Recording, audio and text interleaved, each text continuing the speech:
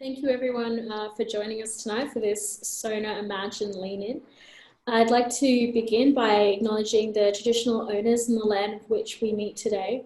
Though we're all meeting from around our country, I acknowledge the land in which I'm hosting from today, EmAGN in Brisbane. I recognise the country north and south of the Brisbane River as the home of both the Turrbal and Yagara nations.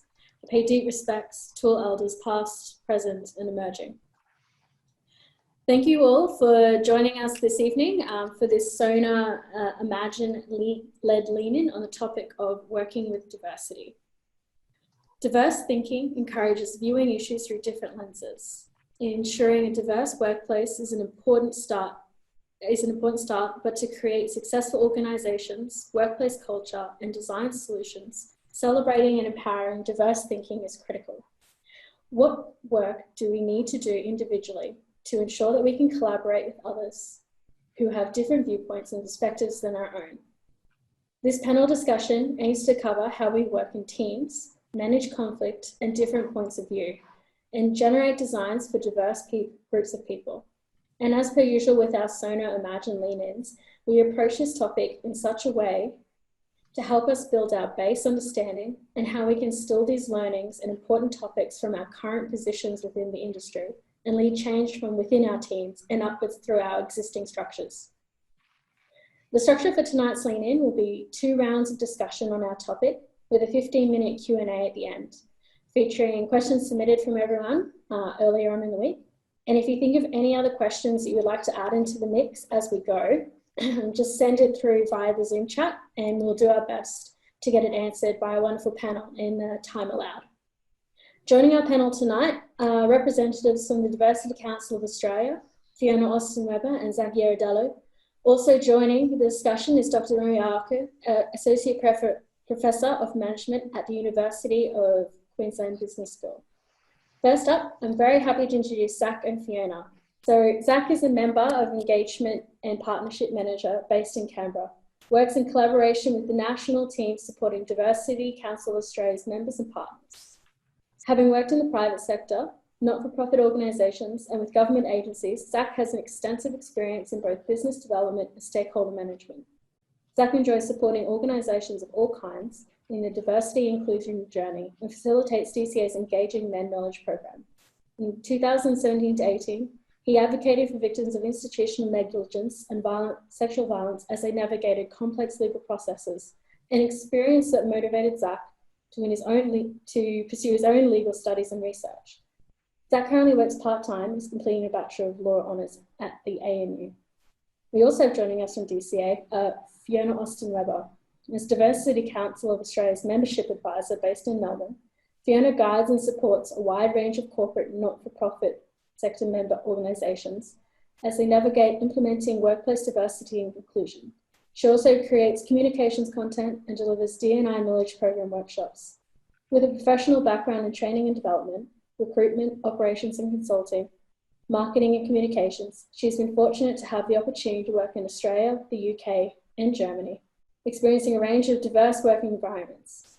She is passionate about how organisations can best include and utilise the strengths of neurodivergent employees at work.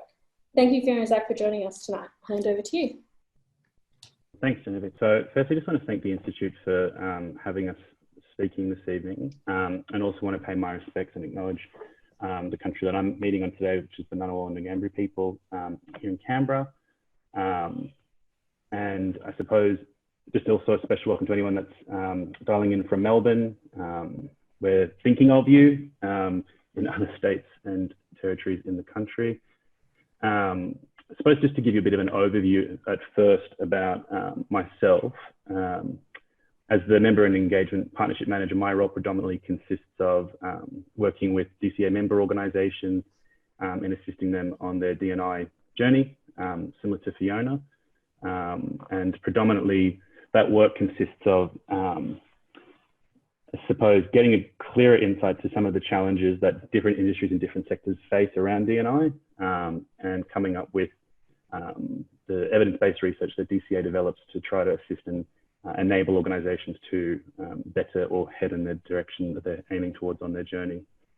And I suppose just to, in addition, give you an overview of the Diversity Council Australia. DCA is the peak body leading in D&I throughout Australia, and has, as of today, over 700 member organisations, which is a bit of an achievement on our side. A bit of exciting news on our side today, sorry. And part of that consists of us having around about 15% of the Australian labour market as member organisations. And these organisations vary from large corporates all the way through to smaller not-for-profits all over the country. DCA, as the peak body, predominantly focuses on developing cutting-edge Australian research, which has the Australian context, I suppose, as the forefront of the work that we do. As a member-based organisation, a lot of the resources that we develop for our members is aimed to assist them on that implementation component of, D&I strategy. So there's a number of different things that we do in that sense, but fundamentally, our aim is to service the business sector and more broadly just workforce to ensure that there is a greater representation of our underlying principles. My role specifically in Canberra is working with a lot of the federal government agencies, but as I said before, all the industries have such a diverse range of challenges that they're experiencing. But yeah, just really, really grateful to be here this evening to talk to you a bit more about the art of inclusion and just some of the things that DCA has been doing more recently. I'll just shift over to a bit of an overview of how we're tracking in Australia around D&I. So predominantly there are a number of different diversity dimensions that we can explore, but if we were just to take a quick snapshot, if we look at like the disability sector, there's 2.3 million working Australians that identify as having a disability. The majority of complaints that the Human Rights has received are related to disability discrimination. I mean, fundamentally from the beginning, part of the D&I component is looking at not just a diverse workforce, but tools that we can implement to ensure that there's accessibility a part of that. To give you a bit more of a snapshot, there's been a number of shifts in the disability sector over the last 20 years, and we've seen some really positive signs in terms of greater representation. However, one of the, I suppose, biggest issues that we've heard or seen through the COVID-19 period is just how working from home and how organisations have had to upscale quickly has created new barriers or challenges in the, I suppose, disability sector. There's also been some really positive feedback about it being a level playing field in terms of creating greater opportunities for employers or workforces to actually provide the resources required to assist and create greater accessibility. Shifting, I suppose, now to a different dimension that is covered in the research that we look at, the mental health component. 1 in 5 Australian adults will experience mental illness. And so again, fundamentally, when we're talking about how organizations can, I suppose, create not just accessible, but inclusive work policy and an inclusive culture, taking an intersectional lens at the factors that impact. Somebody, for example, that has experienced greater disadvantage from the disability dimension is subsequently going to be more susceptible to mental health and a range of other issues. So whenever we're talking about, I suppose, D&I initiatives from a DCA perspective, we're always trying to implement an intersectional lens and how those things are interconnected. But just to go back to the overview, sorry, fundamentally as well, some of the research that we've looked at is the gender pay gap. Specifically in management consulting, there's been a 24% pay gap between men and women working full-time, and female employees earn 76% less of what full-time male employees earn. So there's a clear pay equity issue here within the workforce, more specifically that industry, but again, more broadly across the board. Just this week, there was a report released around how we're seeing a decrease in representation of senior women in executive roles in Australian workforce sector. So there's obviously still a lot of work to be done in terms of ensuring that we have representation, one in the executive boardroom, but also more broadly throughout the workplace, and that we have in place equitable policies to ensure that there is, at least organisations are making an effort to address the pay gap and the pay inequity that is currently still existing in the Australian workforce. Another overview, quick snapshot around sexual orientation. 2 out of 3 LGBTQI staff members are not openly out in the workplace, whether it's they don't feel comfortable to disclose on internal work surveys, or more specifically have, I suppose, a fear of what the repercussions are for their career for disclosing. And so again, you know, similar to other areas around D&I, we're seeing, because of COVID, a lot of concern around, well, how is people working from home isolating and disadvantaging people that come from a diverse background from feeling psychologically safe, one, to disclose their sexual orientation, or to feel comfortable to even have those conversations that otherwise were something that we used to experience. A specific area of work that I do within Diversity Council Australia around the Engaging Men component is family violence. So just to give you a quick snapshot of that, 1 in 3 Australians have experienced family violence. 50% of that affects the capacity to get work, and 19% experienced domestic violence to continue into the workplace. So it's really important for employers of all specific industries and sectors to be mindful of what are the policies and initiatives that they're putting in place to support their workforce. But again, more specifically at this time during COVID, where people are working from home, what are ways in which we can support each other to ensure that, you know, there are greater resources around. And so at the end of the presentation, we'll just obviously refer to a few other peak bodies that are doing some great work in this space, but specifically with the family violence. So, okay, I'll just, I suppose, shift through just giving you that snapshot of various bits of, I suppose, data around how we still have work to do in D&I, and specifically how DCA, with some of the more upcoming research that we're working on, is aimed at providing greater context and insights to the workforce and the challenges that are being faced.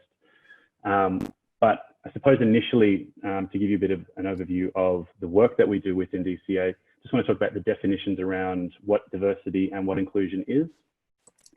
So as you can see on the screen, we have a wonderful graph here, or image, which kind of, I suppose, is to symbolize or represent how D&I is supposed to work, and I suppose how integral the 2 components actually are to achieving a D&I strategy. So it's one thing for employers to implement diversity, tokenistic diversity quotas or policy that is aimed at, I suppose, having a greater representation of the Australian community in the workforce, and having a diverse mix within an organisation. But unless you embed the inclusion piece, the diversity doesn't really have the opportunity to thrive. So a lot of the research that we do within DCA is, I suppose, quite reflective of the challenges within various diversity dimensions, and how central inclusion is to that. So when we're talking about inclusion, the Dca Definition of Inclusion, you know, looks at things like, you know, not just, I suppose, a diversity of thought or faith, but actually what are organizations doing to implement inclusive policies around that. A good example I can give is in February this year, we released our multi-faith guidelines, which looks at, I suppose, different ways that workforces can be supportive of different faith-based staff, and just being mindful of things like, you know, if you're having a Christmas party, or if you're having, you know, a faith-based holiday that's being practiced in the workplace, just how do you as a workforce support people who don't necessarily participate in that? So there's a number of different elements, but again, I would strongly encourage anyone that is interested in finding out more around that piece of research, or just any of the broader definitions around diversity and inclusion, to jump onto the DCA website and have a look at those resources. So just to go a bit further into our definition about what is diversity. So again, predominantly we're looking at individuals and groups, and how within the workforce there are clear indicators and signs specifically around gender, around lack of representation of women in senior roles, as I indicated before, but just how things like unconscious bias, implicit bias leads to group mentality in management, promoting certain individuals within industries and certain sectors. And again, there are specific industries that have greater representation of women in senior roles. But again, as a whole, all of the research suggests that a diverse workforce is much more efficient, productive, and actually produces better outputs. Because what you'll find is when you're having a group of diverse people at a table discussing a project, there's a greater capacity for people to call out or challenge ideas, versus if it's similar groups of similar people, sometimes you don't get those same outputs. So it's really looking at some of the, I suppose, advantages, like the competitive business advantages to having diversity as a primary function in an organization to actually assist with the business at the end of the day. So to go a little bit further in terms of what is defined as diversity, so there is your social identity and your professional identity. As outlined in the presentation, you can see the social identity consists of things such as gender, age, religion, cultural background, whereas your professional identity consists of work experience, profession, and education. And the DCA definition of diversity includes all of these dimensions because this is your identity and it shapes the perspectives that you have. So a part of being an inclusive workforce is actually looking at all of these different identity components and saying, well, what are ways in which we're actually supporting individuals that have a perspective or a different identity to my own, and being mindful of it. One of the best examples I can give about my own identity is as a cisgendered white man in the not-for-profit sector. A lot of my colleagues are constantly encouraging me and reminding me that there are certain terms or languages that I use that is perhaps exclusionary, and I suppose it's not about being exclusionary about allowing diversity of thought, but things like when I use terms like guys in the office in a predominantly female-based industry, I can kind of be reminded quickly that this is not inclusive language. So again, when we're talking about your identity and we're talking about diversity, these are the things that we're trying to, I suppose, encourage around unconscious bias and being mindful of that language. But to shift quickly into the definition around inclusion, it's about getting that mix to work. So when a diversity of people, for example, ages and cultures, are adopting the 4 DCA principles of inclusion, that's when we know, based on the research, that we have the most successful outputs around productivity and efficiency. So the 4 key areas are connected, respected, contributing, and progressing. So we know, based on showing-based research, that if you're hitting these 4 areas in the workforce, this is what makes up the feeling of inclusion, and this is when you have the most effective workforce. So again, I could share my notes, or I could go into a bit more of a detail around how to actually embed those things, but I'm conscious of time. And again, if you jump onto the DCA website, you can find more information around that specific piece of research around how to actually build inclusion in the workforce, and how those 4 key areas are really beneficial, I suppose, to creating a clearer definition. How am I going for time, Fiona? Have I talked too long? It's 6:26, Zach. I think you're right on schedule. Right on schedule, fantastic. Well, I will hand over to Fiona now to, I suppose, go a bit further now into specifically inclusion, but just really be mindful around how you're implementing those initiatives, and how it's really, really critical to, if you're embedding any type of policy in this area, just be really mindful of the types of initiatives so that you're ensuring that you're getting the best outputs. Thank you, Zach. Hi, everyone. I'm Fiona Austin-Weber from the Diversity Council Australia. Thanks for having me. I'd just like to quickly acknowledge country. I'm joining today from the land of the Boonwurrung people of the Kulin Nation. I'd like to pay my respects to the traditional custodians of the land, elders past, present and emerging. I acknowledge their important contribution to the land and the community. Okay, so I'm going to take on the second part of the presentation. The first thing I'd like to say is Diversity Council Australia really works with organisations. So when we talk about diversity and inclusion, we're really focusing on workplace diversity and inclusion. And as it's, you know, a lot of our members are corporate, we like to focus also on the business case as well as the moral case. Every 2 years, we do something called the Inclusion at Work Index, which gives our member organisations the opportunity to measure diversity and inclusion in their own workplace, and that contributes then to a larger Australian study of about 3,000 workers. So what we find is, first of all, inclusion reduces risk for employers.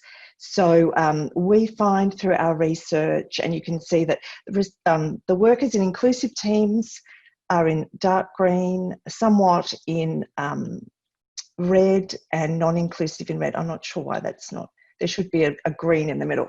But 5 times less likely to experience discrimination, 4 times less likely to experience harassment, and 4 times less likely to witness harassment. So there's definite business benefits there. There is legislation and legal obligations in Australia around discrimination, and having a successful D&I strategy and D&I implemented well certainly mitigates that risk to prevent discrimination, harassment or bullying. Next slide, please, Zach.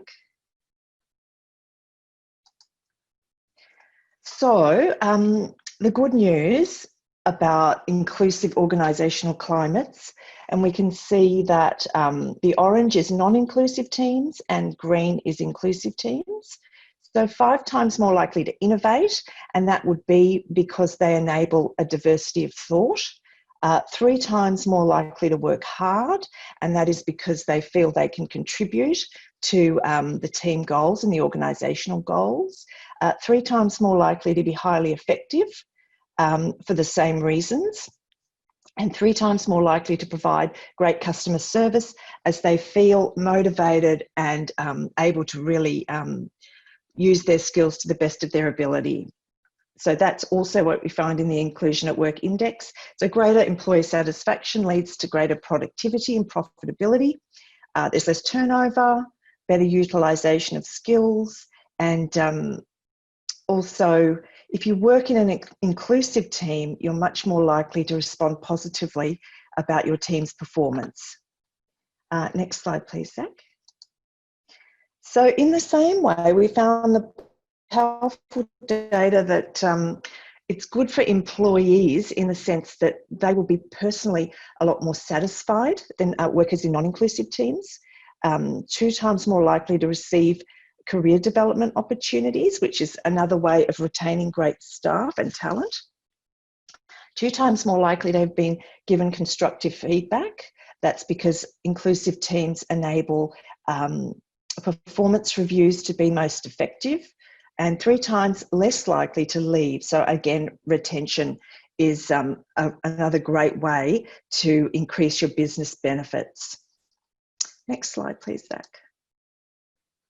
So another thing that we often hear is that diversity and inclusion privileges minority groups over other groups. But we find, in terms of gender in particular, that it's not the case, and that we get equal support in inclusive teams from men and women when it's implemented properly. So you can see the 2 orange bars are organisations that are active, so women who are in active organisations and men who are in active organisations, and you can see that there's an equal amount of appreciation of a good D&I policy. So they feel that they both benefit in terms of satisfaction with their job. They feel respected at work. When one group is given respect, it has a natural sort of trickle-on effect. They feel connected to their co-workers. They feel that they have opportunities to progress, and they're able to contribute as well, which are the key tenets of diversity and inclusion in the workplace. Next slide, please, Zach. So what is an inclusive team? An inclusive team is one where a diversity of people from different ages, cultural backgrounds, genders feel that they are respected, valued, and able to contribute and progress. Inclusive management is a big part of this, and an inclusive manager is someone who is curious about their employees, interested, hears what everybody has to say, not just the dominant voices, treats everyone fairly, and deals effectively with any inappropriate behaviour. An inclusive organisation is defined as one in which employees trust the organisation to treat them fairly. They feel they're valued and respected, and it's also trickles down from the top. So management really embody those principles as well. So it's really a holistic view of diversity and inclusion. Next slide, please, Zach. So we've talked a bit about the business case, but there's the moral case as well, in that it's the right thing to do as human beings for one another. But if you do want to look at the dollars, you can see there that gender diverse companies are 15% more likely to have better financial returns, and culturally diverse companies 35% more likely. So there's a lot of good justification for organisations to implement diversity and inclusion. Next slide, please, Zach.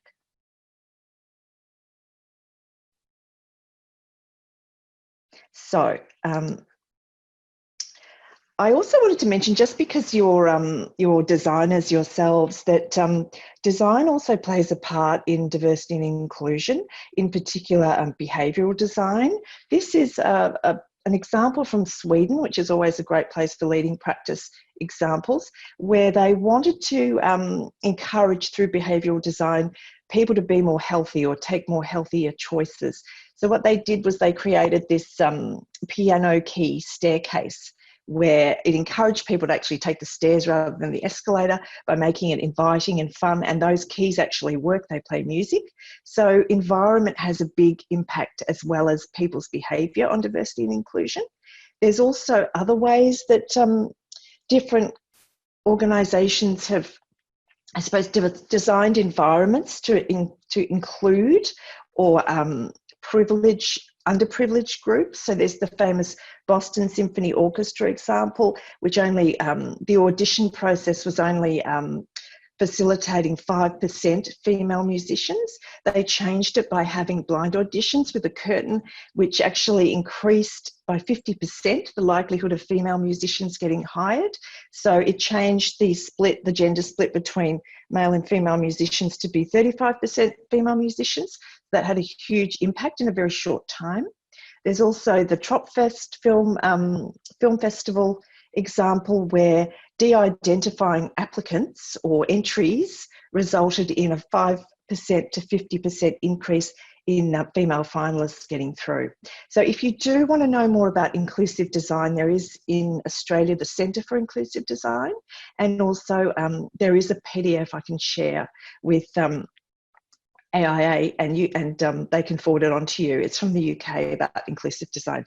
So that might be of interest. What else? There's also things like job ads. If you de-identify names, it often really levels the playing field in terms of who gets through. So there's all sorts of things that companies can do to, I suppose, change their processes and their procedures that don't just rely on people's behaviour, but actually nudge for more inclusive environments, such as changing meeting formats. Often their same dominant voices are the ones you hear the most, but there's different ways of running meetings that give everyone a voice.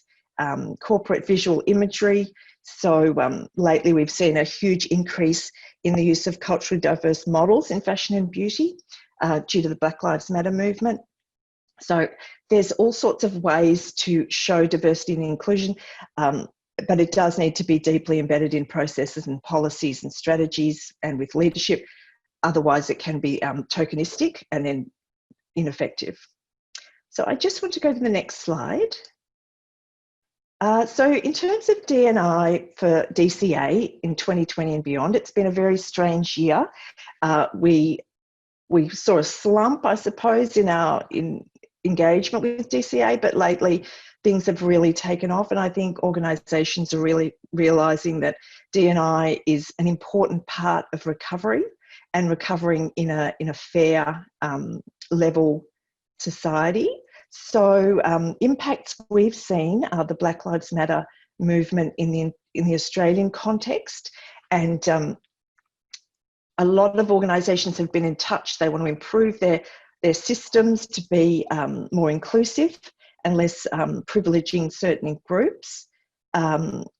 We also are very supportive of the Uluru Statement from the Heart. That's a big part of our priority this year, is also encouraging our members to get behind the Uluru Statement from the Heart, the constitutional recognition and treaty for Indigenous Australians. COVID-19, of course, has disrupted so much. It's enabled us to improve a lot. It's, had awful impacts on some people, but for particularly people with disability, it's given them a much more level playing field for the workplace. So there's been a lot of, I suppose, contrasting impacts there. So we'll continue to monitor that. I did talk a little bit about inclusive design and the Incentive for Inclusive Design. So that is a big part of rebuilding after the pandemic, is making sure that the way we proceed brings everybody along on the journey, and that we remodel the workplace to include more. And it's a really great opportunity in that sense. Neurodiversity continues to be an area that is of great interest to our members. It's one of our most searched terms on the website. So we are working in that space as well. And DCA are just about to release some research on class diversity for the first time, which is about socioeconomic disadvantage and how that impacts people in the workplace and their progression and their feeling of inclusion. So that's another priority for DCA, which we're very much looking forward to seeing what the research says in that area. And as Zach mentioned before, we are a member organisation, but there's a lot of content on our website that you can access that's open, it's public. And if you do want to know more about DCA and diversity and inclusion in Australia, jump on the website, and your employers, encourage your employers as well to take a look, and hopefully we can make big improvements for next year after the pandemic. So that's pretty much all I wanted to say. Thanks so much, Fiona and Zach. That was fantastic. I can already see a few of the questions that I have on my list, which I think you'll have some very clear and direct insights into, which will be great, and talking about how our diverse workforce is more efficient and productive and have a greater chance of challenging thinking, I think is a powerful reminder to people from our demographic, which are emerging and graduating universities, and how we can leverage our positions at the table to get some more thoughts and get some challenging out there. I now have the pleasure of introducing Dr. Remy Ayoko. Dr. Remy is an Associate Professor of Management at the UQ Business School in the University of Queensland, Australia. Remy's principal research interests include conflict management, emotions, leadership, diversity, teamwork, and employee physical work environment and territoriality. Remy is an award-winning researcher, and results of her cutting-edge research have been published widely in reputable journals such as the Journal of Organization Behavior. She's also written many book chapters and co-edited a handbook on conflict management research published by Edward Edgar Publishers, while she has also presented her research in several national and international conferences. Dr. Remy is a recipient, with others, of a highly coveted Australian Research Council Discovery Grant, awarded to study the impact of employee physical work environments, for example, office configurations, on employees' territoriality, well-being and productivity.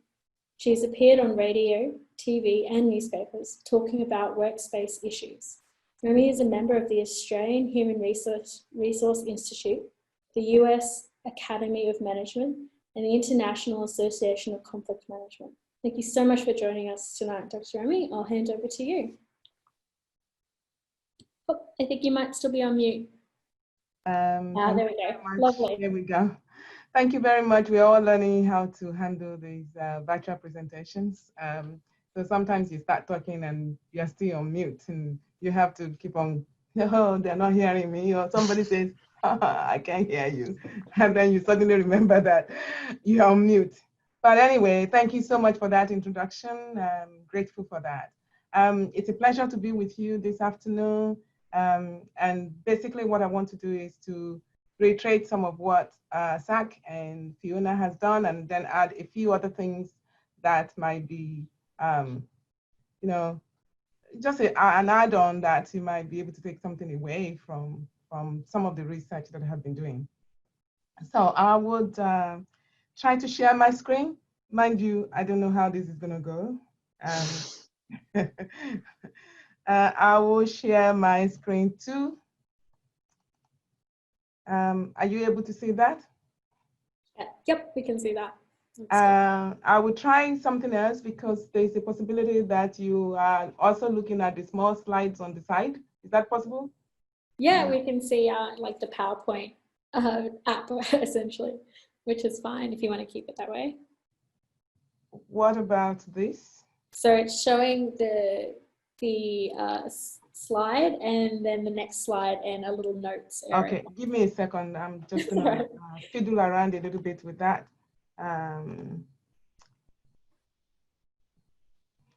So I'm trying to share.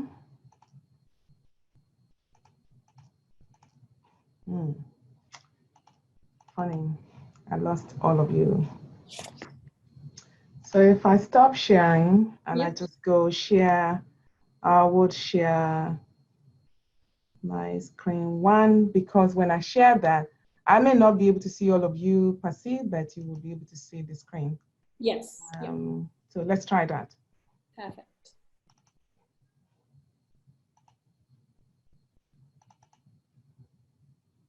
Okay, how does that sound?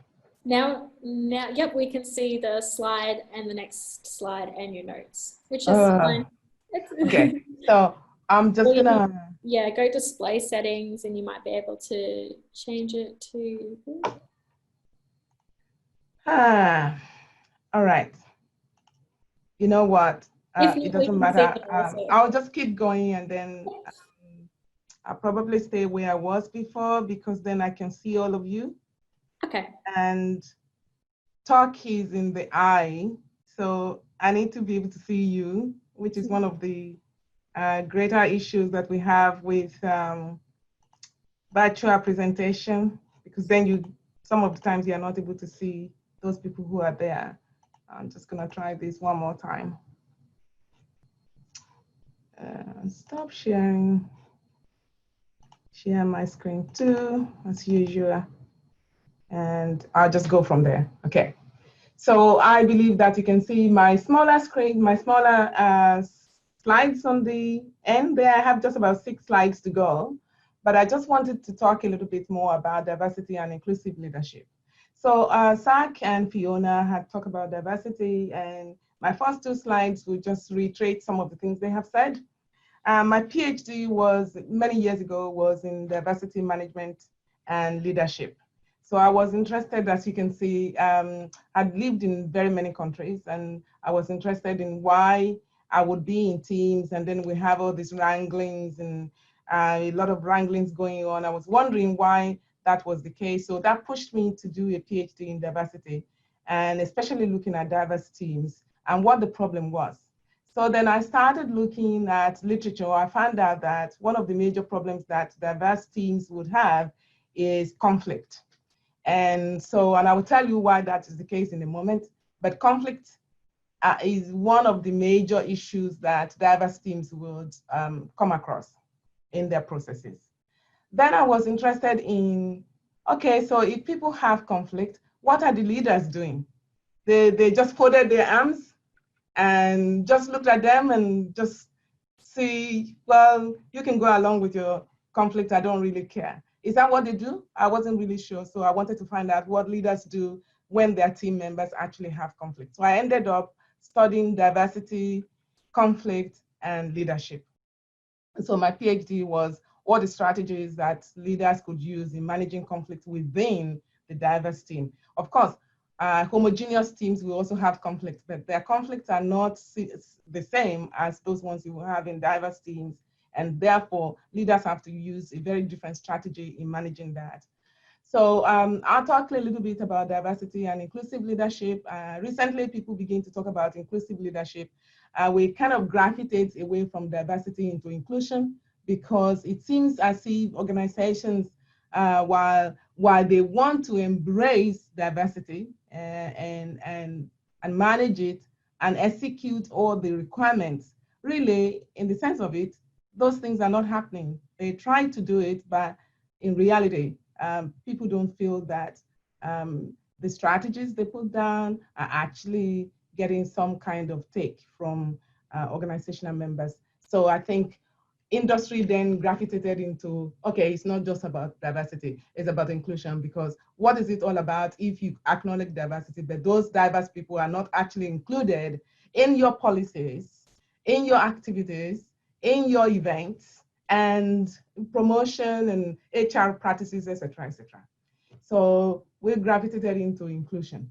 But while we talk about inclusive leadership, we are not really sure what inclusive leadership is to start with. And so I just want to share my experience with one of my master's students who decided to study inclusive leadership, and I will just go into that. So if we start with what is diversity, my definition is a little bit different from Sachs. It's not too far away, but it's just a little bit different. So in literature, we talk about diversity as forms of dissimilarities. Any kind of dissimilarities that people might entertain or have, including gender, age, ethnicity, status, expertise, sexual orientation, even the way you communicate and the way you interact with people. So you have some people who, when they communicate, the language is different, the communication is also different. The interaction is about hugging, and it's not about standing aloof. So you have some differences there. And people have their biases around the way you do interactions. So that would also be part of diversity. And given the changing nature of work, the workforce is posing a lot of challenges to organizational leadership. So these things are changing forever. And especially people perceive dissimilarity as wrong. If you are dissimilar, then you are not capable. If you are dissimilar, then you don't know what you are doing. If you are dissimilar, then we have to teach you what to do to become part of the group. And so this is one of the challenges that many of those organizations or even teams would have. This slide is very close to what Zach shared before, but basically what this has done is to give you an idea of the different dimensions of diversity. He looked at it from social identity and professional identity. I'm looking at these as personality and internal dimensions as well as external dimensions. In literature, we talk about observable diversity. So as soon as you see people, you can see, oh, they're different. There's a woman, it's a dark woman, it's short, it's tall. This is a heavy man, this is a light man. Those are surface diversity that once you see them, you know they're different. Or maybe somebody is disabled, immediately you see them, you know that they are very different. So you have all of those happening. So you have ethnicity, for example, physical disability or ability, but there are a few other ones that are internal dimensions that are about race, age, gender, sexual orientation, cultural dimensions, mental ability, physical ability, ethnicity. All of those will be referred to as your internal dimensions. And then you have external dimensions like how much money do you earn, your geographical location. Sometimes in suburbs, we kind of categorize some suburbs as poor suburbs and markup suburb or that kind of thing. So we discriminate. It's just human nature to do that. Personal habits, religion, work experience, educational background, family status, marital status. People begin to study, not too long ago, people begin to study the differences between when you wear your wedding rings and when you don't wear your red wedding rings. Because if you do wear your wedding rings, it says you are taken. And so people have to be very careful with what they do with you. But if you're married and you're not wearing it, then people have their biases against you as well. So all of those issues are there. But then we have personality issues. Some people are extroverts, some people are introverts, some people are just jolly, they crack jokes, some people are serious. You have all those dimensions of diversity, so I just wanted to kind of add that. In terms of diverse teams, Zach mentioned a little bit about the advantages and the disadvantages of diverse teams. So one of the greatest benefits that we have with working with diverse teams is innovation. And as he mentioned earlier, basically we have different values, we have different ways of thinking, we come from different backgrounds, our trainings are very different. So when we bring these together to brainstorm in a team activity, we kind of click innovation more than people who are similar in the way they think, in the way they grow up. The same thing with quality decision making. And of course, when you bring all those varying perspectives together, kind of a mixture, when you bring those varying perspectives together, you create creativity. And then internal diversity increases the chances of managing diverse clients. You would have heard about create diversity in the organization that looks like your customers out there. The more the customers see your diversity within the organization, the more they're likely to patronize you, which would increase the business case for diversity, and you can make more money from that. But if they perceive that the organization is not diverse enough, I can't see somebody who looks like me there, then it might make sure that the profit is low, because then people are not likely to patronize those organizations. So it also increases customer service and satisfaction, promotes higher flexibility to change. But then the problem is the same reasons why we have innovation, creativity, and all the rest. It's the same reason why we have conflict. We have varying perspectives. We do not agree with all those perspectives. We do not honor the perspectives. We don't respect the perspectives. And so we keep rubbing thoughts together. And if it is not well managed, then you have conflict. Then we have poor outcomes at the end of the day. Of course, if you have conflict over time, people will check out of the organization. You have turnover, for example. And then, of course, if you rub each other's ideas so hard and you have conflict, you are not likely to achieve what the team has set out to achieve. So it leads to poor outcome. So I just want you to bear that in mind. Conflict is the thing that pulls down diverse team. And a leader who is able to manage the conflict properly. And that's a whole gamut of issues in itself. If you're able to manage conflict effectively, even though you are not able to remove it completely, but you are able to manage it effectively, then you are likely to get the best from your diverse teams. The managers and the leaders who are not able to do that, they would end up with poor group processes, conflict will be negative, and then of course there will be poor outcomes at the end of the day. And the beauty in diversity, they will find it very hard to achieve that beauty that we can get in diversity. All right, I want to go on to leading diversity. I'm not talking about it as managing diversity. I'm talking about it as leading diversity. So SAC gave us a definition of inclusive leadership, or inclusion, and I think Fiona talked a little bit more about inclusion.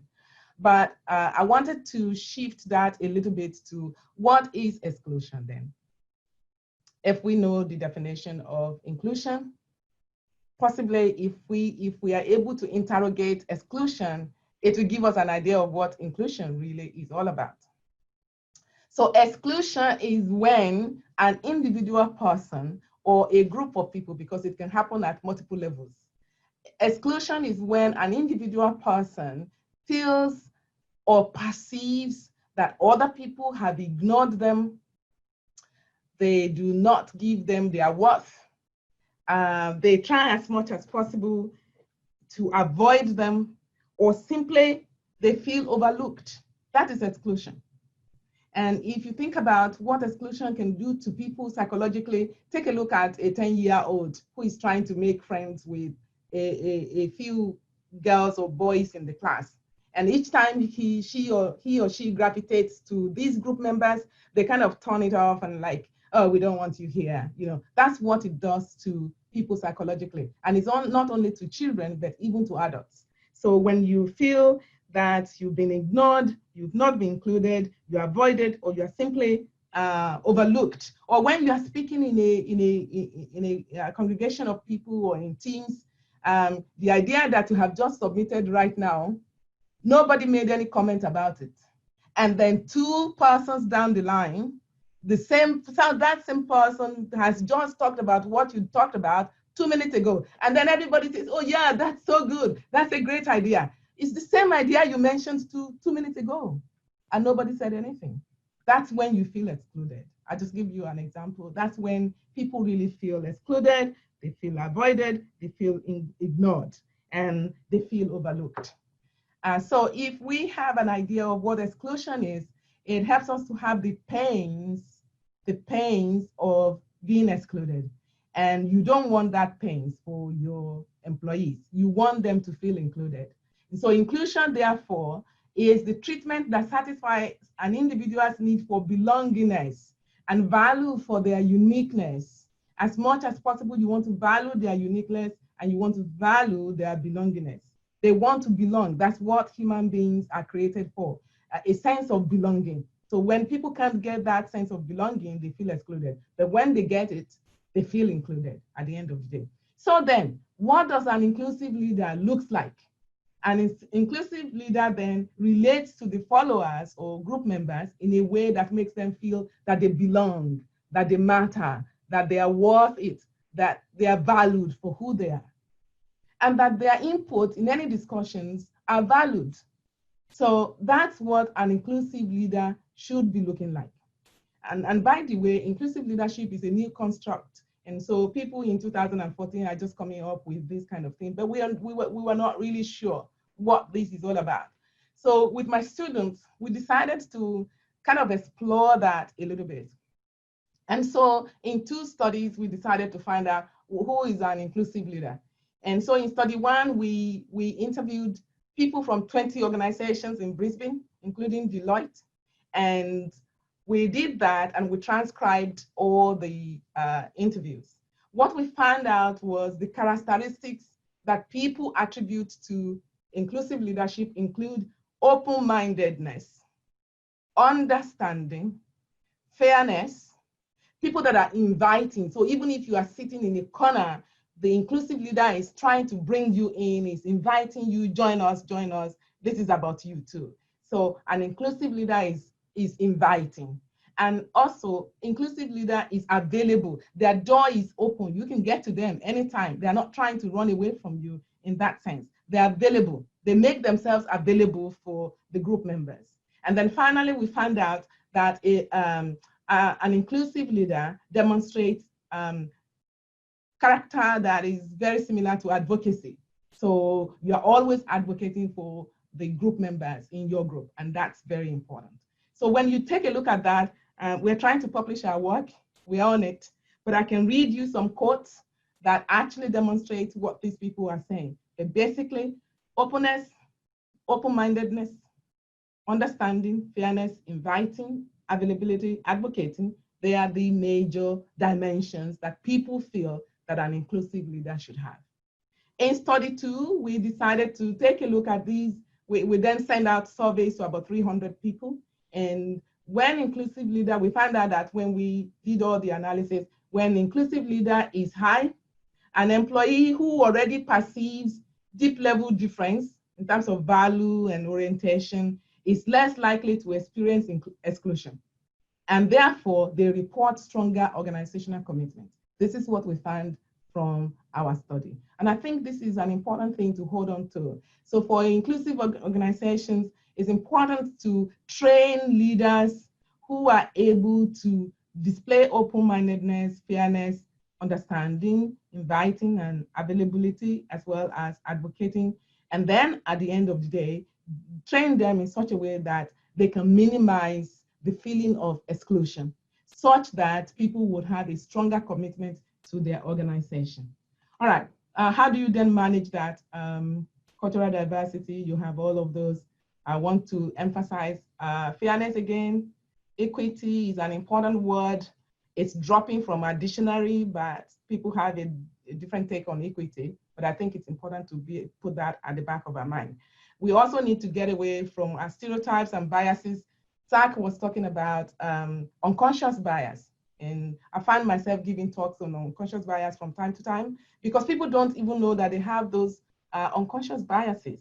So it's important to get training in that area and get away from stereotypes. To manage diversity, we need to get out of prejudices and discriminations, ethnocentrism, harassment, and then of course you have managerial skills like conflict management skills, emotional management skills, cultural sensitivity training, the idea of valuing diversity and promoting an inclusive environment at work. And Fiona was talking about inclusive climate. It's the same thing. So we need to promote that inclusive climate at work. And that's where I would stop this afternoon. I think I will continue when you ask me questions. I'll be able to dig into examples a little bit more. But I thank you for listening to me today. And I appreciate your invitation. Thank you very much. Thank you very much, Remy. That was fantastic. And it was good to see fitting quite nicely with where Zach and Fiona dropped off. It was really interesting to see though those key elements that people associate with inclusive leadership, being open-mindedness, understanding, fairness, and being an inviting person. And those kind of ideals and traits are something that even as operating as an emerging architect or a leader of a small team within a bigger structure, I think they're still they're ideals and ways of working that we can be starting to implement now, and then just keep building on as eventually we move up our structures or start our own practices or working with wider consultant groups. So I think whilst it's excellent to see them coming through in leadership, I think it'd be great to start to see people of all levels within a company or a studio to be working with those values. We've hit 7 o'clock, but I think we might try and get in maybe 3 questions. And I know people wanting probably to have dinner and catch up with their kids and their families. So we'll try and just do 3 questions. Covered a lot of them off already, but there was a couple here that which I thought would be quite important to the demographic as well that they're talking to. One that drops off a lot in a lot of our EmAGNs is what questions should we be posing to our bosses or in an interview to get a gauge on their position on diversity and their understanding of it without feeling like because I know personally you'd feel coming in the power balance sometimes, coming at that question quite directly can feel very intimidating. Is there some ways that you can try to gain that knowledge or insight on their level of understanding on diversity, inclusion, or the business that you're approaching to work at to get a gauge on how they view it before you, I guess, sign up? I don't know who would like to go first. Maybe it's a good one for you, Remy, maybe. I'm not sure if you have any advice. Okay. I'll take a bite. Yeah. And then, of course, I think Zach and Fiona will join me in that one. And they can add to it. Personally, what we teach in leadership is you don't criticize or ask difficult questions from your leader in public. So if it is an issue with diversity, it doesn't take time before you know where they are. But if you are trying to do that before you get to the organization, may be a little bit difficult. If you are trying to find out where the organization lies in terms of their diversity and their values and mission, it's best to go to the organization's website and then read their vision, read their mission. Look at these days people rate organization, look at the reviews before you go in there. If you have contacts within the organization, find out from the contacts what they feel about the organization. Is this organization they will promote to another person to work in there? That would help. But once you get into the organization, I think action speaks louder than voice. you will see the way they behave. It can't be too long before you know where they belong. If you are in a meeting and you speak and people kind of ignore you, you know that even though that's in their mission and vision statement, that's not what is actually happening in reality. And sometimes there can be a gap between mission statements, vision statement, and what people actually do in reality within the organization. So I think I'll leave it there, and then I'll leave the rest to Fiona and Zach. Thanks, Remy. Zach and Fiona, would you like to add on? Yeah, I would like to agree with Remy. I think it's really, you can see symbols of inclusion in various ways about an organisation before you join. I agree with her that I wouldn't necessarily bring it up in an interview if you wanted the job. It's probably better to effect change once you have the job and try and be a champion for diversity and inclusion once you get there. And there's plenty of ways to do that, to model that, to because I was actually looking at our list of members and I couldn't actually see any architecture firms on our list of members. So it might be an area an industry that does need a bit more of a focus, and maybe people who are tuning in, you can look at our list of members, and maybe I'm wrong, I don't know what every company does, but I can't recall any actual firms. So there probably does need to be a bit of a shake-up. Zachy? Yeah, I would just add cheekily, if they have DCA membership listed on their website, it's a good first start. But more, I suppose, realistically, workforces are in such different positions, and I think a lot of the time we look at them as a static entity. So if you look at the website and it appears that they have progressive values, or they have I suppose a focus on D&I that they're implementing, that doesn't necessarily mean that if you start working there that it's going to be perfect and it's lining up. I think workforces are constantly changing and evolving and progressing, and as Fiona was saying, sometimes you have to go in there and be that champion and fly the flag and actually advocate or agitate for change. So I think, it's just something to be mindful of, that, some of the best practice organizations still do make errors, but, it shouldn't diminish our efforts. No, yeah, I agree. And I think where that jumps off from is another kind of a question that had come through, which was, I guess, like, what actions, day-to-day actions for someone who's in that mid to entry position in their firms, what kind of actions can we take to ensure we're collaborating effectively, navigating conflict, and taking account diverse points of view?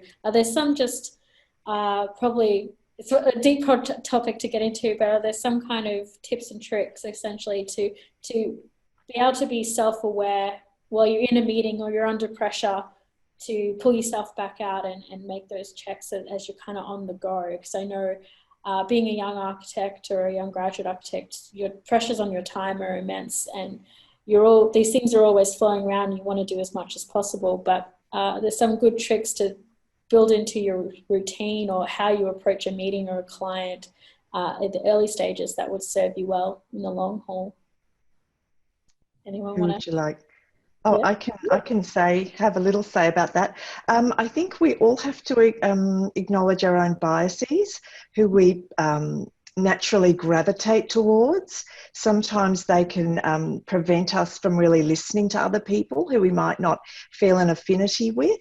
So I think we do have to check on those sorts of things. I think we have to listen, who am I not hearing in meetings? Who's not getting a chance to have a say? I think in terms of designing, it's really important to include those with lived experience and listen to those points of view, and also make sure that those voices are included in the process.